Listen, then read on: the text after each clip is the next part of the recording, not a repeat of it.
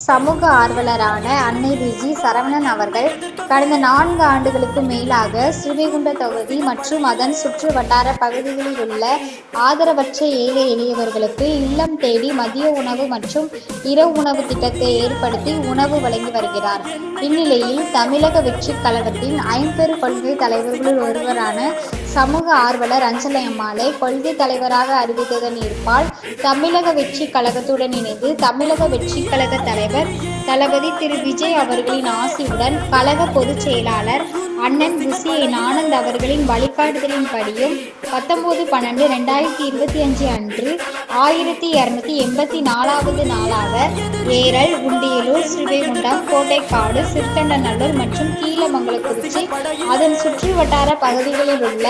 161 ஆதரவற்ற ஏழை எளியவர்களுக்கு